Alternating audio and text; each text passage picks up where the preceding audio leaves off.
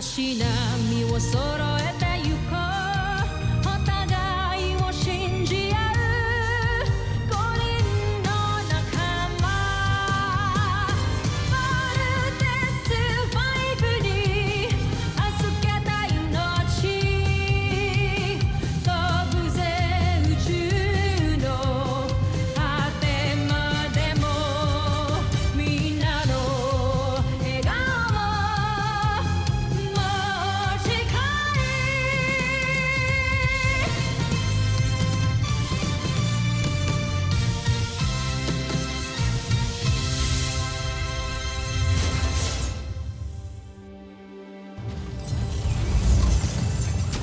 Ang nakaraan sa Voltes 5 Legacy. Tatlo kayo, anak. Paano kung natalo kayo? Eh, di tatlo din kayong sabay-sabay na mawawala sa akin. Huwag niyo nga hayaang may mangyaring masama sa inyo. Alert! Our biosigns are heading to critical, guys! We have to get out of here! May isang aircraft na lumilipad papunta sa dispatcher. Akala ko you said wala tayong mga pilots. Then who's flying that? I'm so sorry, Richard. I have to do this for my sons. Hindi ko sila pwede pabayaan. Natatalo na ni Vice Thunder! Si Voltes 5! Team, I'm afraid to tell you, pero mama nyo nagpapalipat ng fighter jet na yan. No! Let my sons go! What are you attempting, Marianne? Marianne, abort! Abort! Anak, mahal na mahal ko kayo. Mama!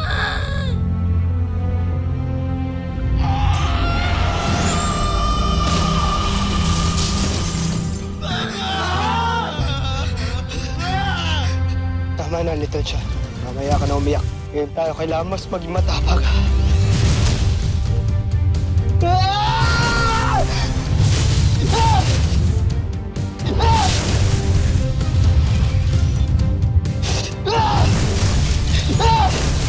Iganti na natin si Mama. Big Bird, here's your sword.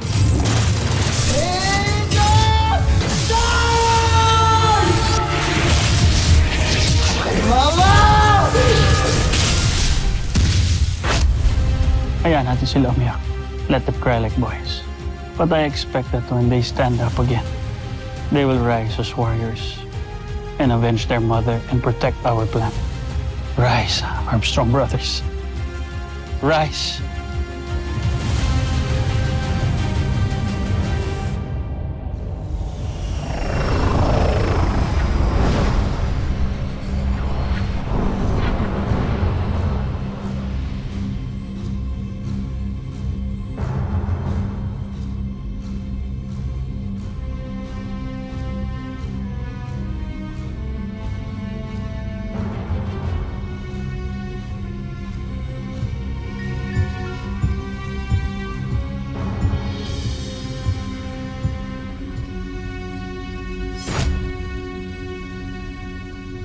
Sa pangalawang pagkakataon, muli ninyo akong binigo! Akala ko ba hindi na madadaig ating Beast Fighter? Paumanhin, Joffrey. Kamali ako ng ikala. Patawarin niyo kami. Bigyan niyo pa kami ng isa pang pagkakataon, kamahalan. Huwag na kayo magalit sa amin. At bakit ako hindi magagalit? Ipapahiya ninyo ako sa ating emperador. At sa buong busan!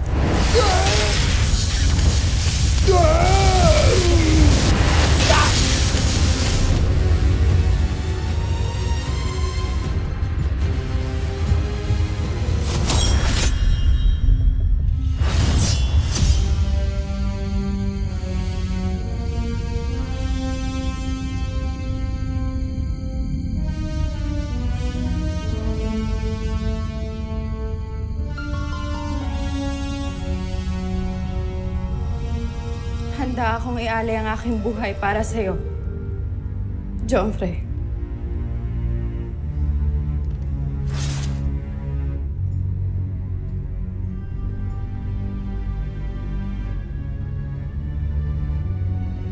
Tatandaan ko yung sinabi, Sandra.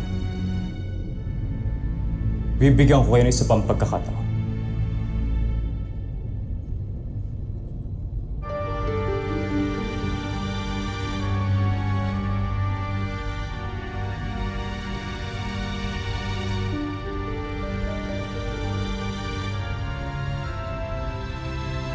Pabayaan niyo akong bumawi sa inyo, Joffrey. Pinapangako ko, hindi ko na kayo bibiguin pa. Pagbibigyan kita, Draco. Magkamali ka ulit. Parurusahan kita. Adjust up, Joffrey. Tusintak. Sa pagkakataon ito, sinisiguro ko, mananalo na tayo.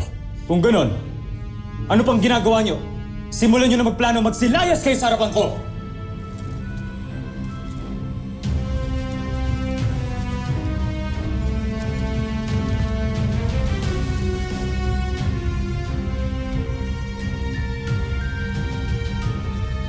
Hindi na ako pwedeng matalo at mabigo. Hindi ako pwedeng matulad sa aking ama. Nakahihiya ng tinulad sa buong busan.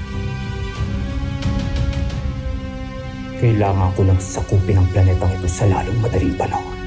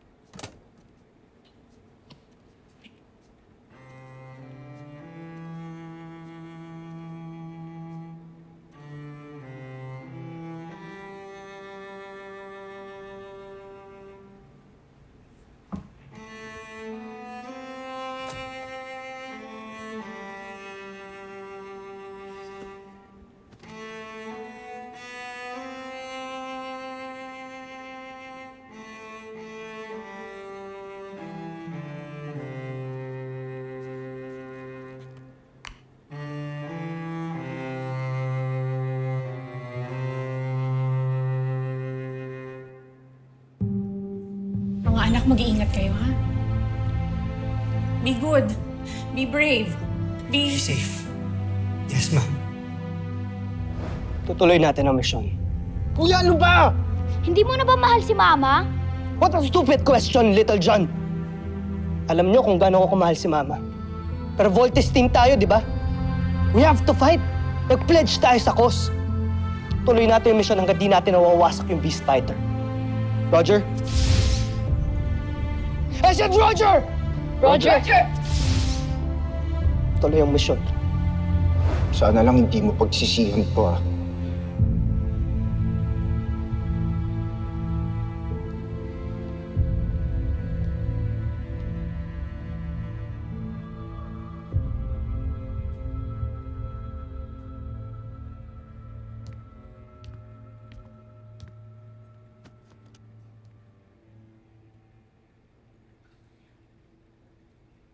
Wala na si Mama. Hindi ko na mabibigay sa kanya tong regalo ko sa kanya. Condolence.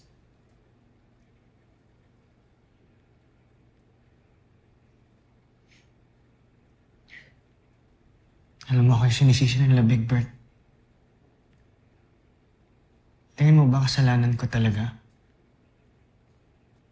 Mali ba yung desisyon ko na hindi bumalik dito sa camp? Kaya namatay si Mama?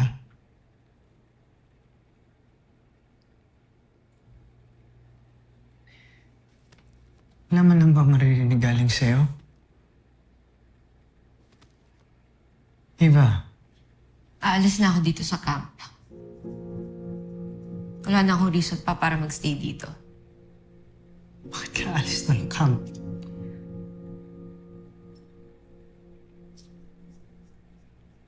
Tingin pa talaga? Na namatayan ako ngayon ka pa aalis. Ba't di ka magpa-comfort kay Jamie?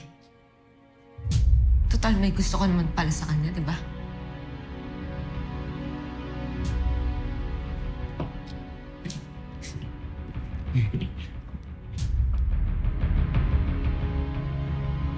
Oh, alam ko na.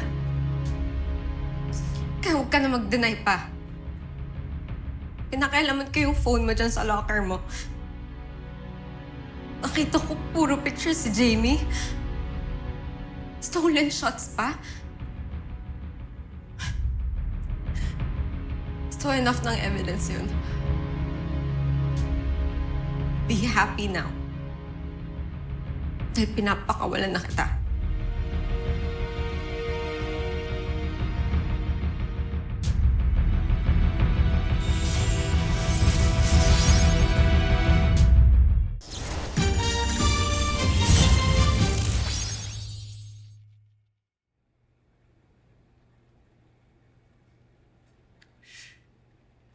Yes. Aminin ko may gusto ko kay Jamie. Pero hanggang doon lang yun. I'm not going to act on it. Hindi kita lulukuhin. Okay? Tingin mo ba uunahin ko pa yun kaysa sa nanay ko? Ava, I just lost my mother. Mga kapatid ko galit sa akin. Yes, kung gusto mo umalis, hindi kita pipigilan, pero wag naman sana ngayon. Kailangan kita eh.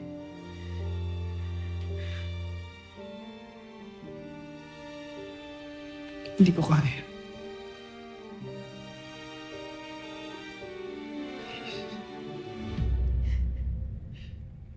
Ava.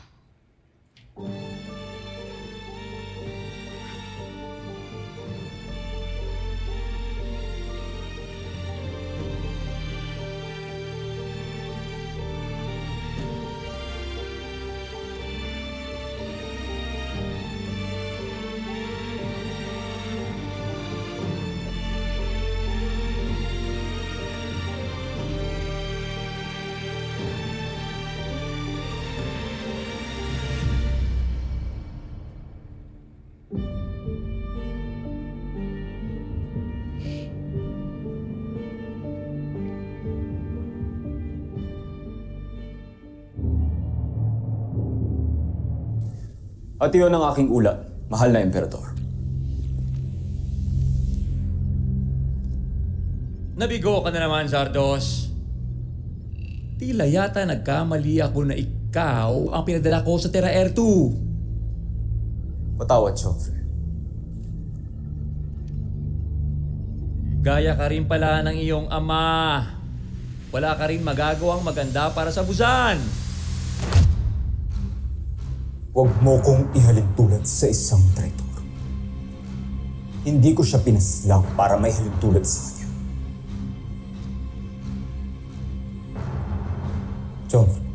Kung gayon, patunayan mo ang iyong sarili. Hanggat hindi mo nasasakop ang Terra Air 2, kasing baba ng iyong ama ang magiging tingin ko sa'yo. Naiintindihan mo ba, Zardos?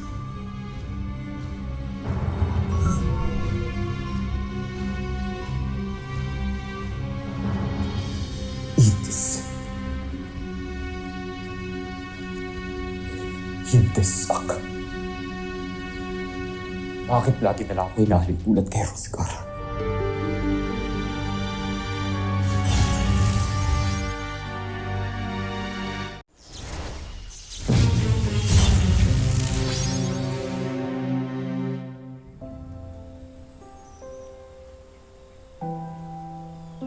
Bro, Little John.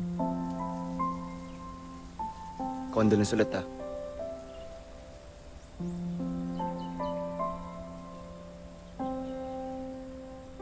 Condolence, guys.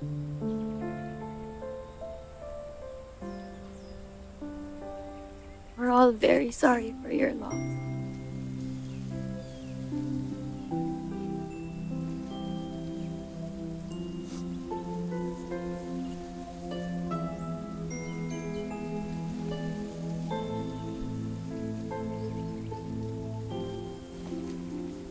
Salamat.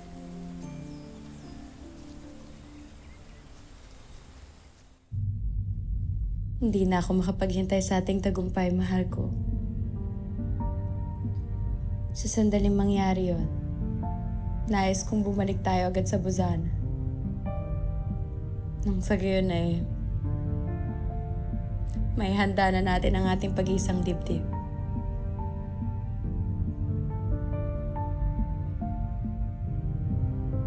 Nais ko lang malaman mo na inialay ko ang buong buhay ko at buong puso para sa Busan. Tanging ang Busan lamang at ang emperador ang makaangkin sa akin. At wala nang iba. Naiintindihan mo ba yun, Sandra? Nauunawaan ko.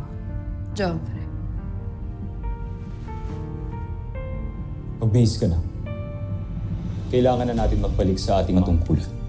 Naiintindihan ko.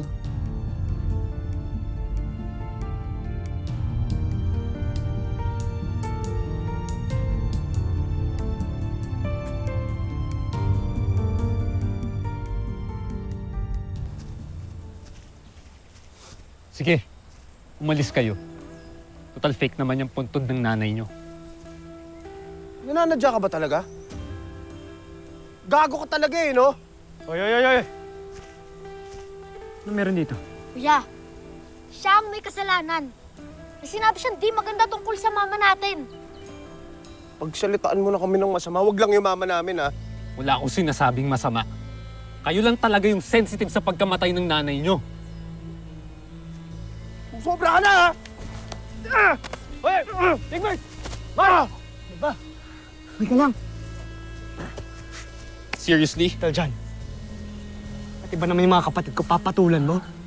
Ano ba ang problema mo? Hindi mo ba nakikita at takihin nila ako? Paano pag ako yung matake sa'yo? Ha? Kaya mo ba? Ha? Kaya mo? Sige na, kuyog na to! Go! Kagatin mo yan. Sige, Little John, ano? Ano? Tumigil kayo!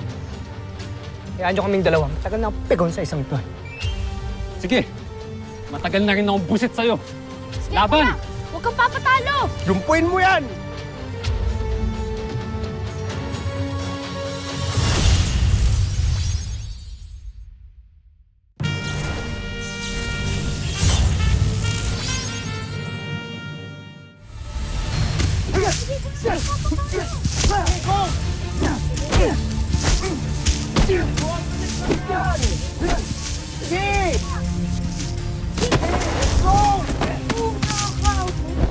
Ano ba? Hindi kayo dapat nag-aaway! At kayong dalawa, bakit hindi nyo man lang sila inaawat? Ha? Paano kasi itong si Mark? Pinabastos si Mama. Mag-sorry ka, hoy! Hindi ako magsasorry dahil opinion ko lang yun. Bahala kayong magalit kung gusto nyo. Mark, alam ko na yung totoo. Parang ang hirap po kasing pakisamahan yung pagiging aloof and cranky and moody po niya pag hindi po namin siya ganun kakilala. Naiiyak po ka.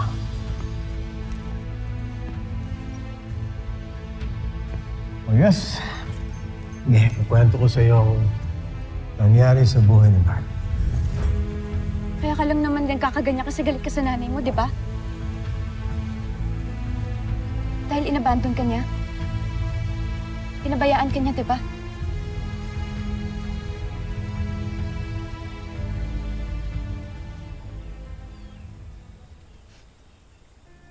Hindi totoo yan. Stop inventing things. Mark, hindi mo na kailangan mag-deny. Alam ko na yung totoo. And I'm sorry, but hindi nakatikim ng pagmamahal si Mark kasi bata pa lang siya nung maulila siya sa nanay niya. Mark, yung galit mo sa nanay mo, dahil yun, mahal mo siya. Mahal mo siya kaya ka nasasaktan. Guys, kahit nang namatay yung tatay niya, hindi pa rin bumalik yung nanay niya. Binuhay ni Mark yung sarili niya. Walang inang nagpalaki sa kanya. Tama na, Jamie. Tumahimik ka na. Mark, I'm sorry, pero kailangan ko sabihin sa kanila to para maintindihan ka nila. Oh, sige, sabihin natin, naiintindihan natin si Mark ngayon. Pero sana, wag niyang binubuntong yung galit niya sa nanay niya sa mama namin. Baka nakakalimutan niyo. She died for us. Naiintindihan ko yun, okay? And I agree. Pero kailangan nating magkaisa para maayos natin yung mission natin, para magawa naman natin ng maayos. If we are united and if we understand each other, mas mahihirapan yung kalaban na talunin tayo. Pero kung kayo-kayo lang naman ding nag-aaway, hindi na pang gagawin nila. Ha?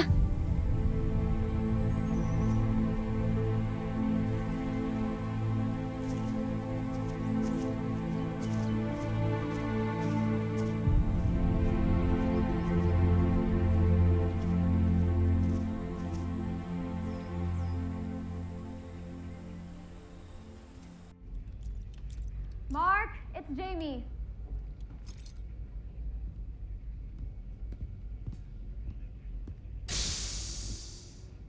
Bakit nandito ka? Can we talk? It's about your attitude with the Armstrong brothers. Look, I'm tired and I want to take a shower. Kaya pwede ba next time na lang? Door close! Gusto kasi kitang pagsabihan. Sobrang insensitive mo talaga sa Armstrong brothers kanina. Hindi aso ang namatay sa kanila, Mark. Sarili nilang ina. Kaya hindi ganun kadaling mag-mourn at mag-move on. Wala kasi akong pakialam sa mga ina-ina na yan. Mga wala silang kwenta. Kaya pwede ba, umalis ka na?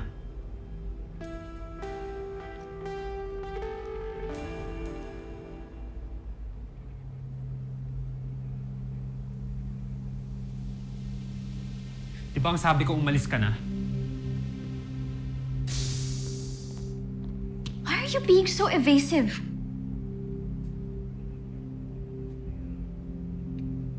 I knew it. May tinatago ka nga pain dyan sa dibdib mo, no? Gusto mo talaga makita tinatago ko sa dibdib ko?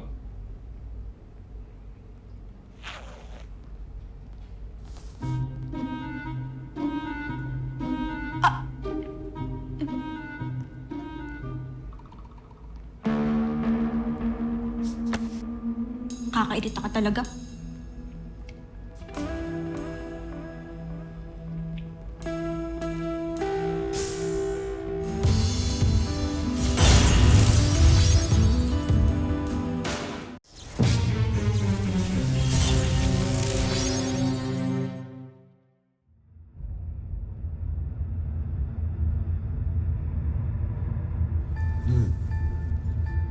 Joffrey.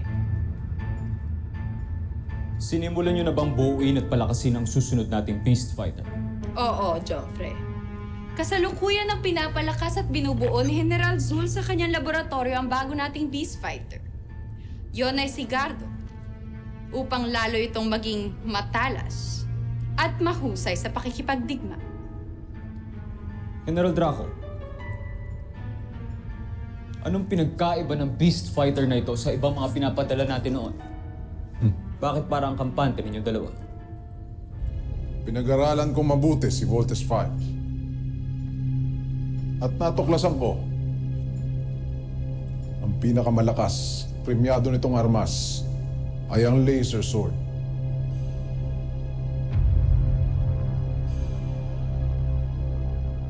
Sa aking pananaliksik, natagpuan ko sa bansang Japan, tinatawag nilang mga samurai warriors.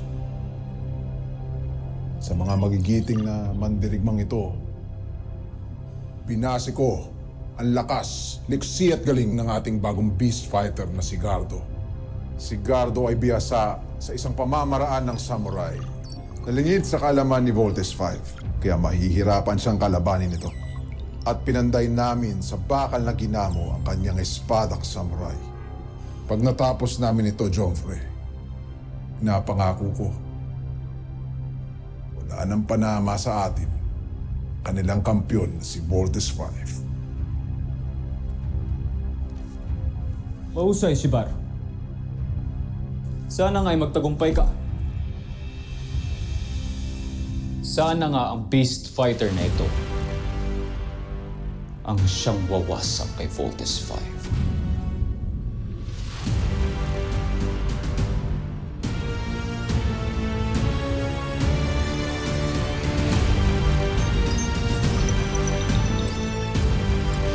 Susunod sa Voltes 5 Legacy. Oo lang, hanggang ngayon, di ko nga alam ba't kami iniwan ng nanay ko. Gusto mo bang maalam ko ang nanay mo? What if iniwan niya kami para sa iba? What if may iba na siyang pamilya? Anak, yung mas mahal niya kaysa sa akin. At least, alam mo, kesa hula ka ng hula. Umalis mo ng camp si Big Bird, Dr. Smith. Mabas Big Bird sa main gate, papuntang mainland. Hayaan niyo siya. Guys, been through a lot. Kailangan din makahinga ni Big Bird. Oy! Sabi ng lutong sige! Loko! Kaibigan kita. Kababata pa kita. Bagay. Pero ikaw, friend ba yung tingin mo sa akin? Sorry, what? Kamusta ang iyong beast fighter? Malapit na malapit ko na siyang ipakilala sa inyo. Hindi na ako makapaghintay pa. Nais kong ako mismo ang papatay sa kanila.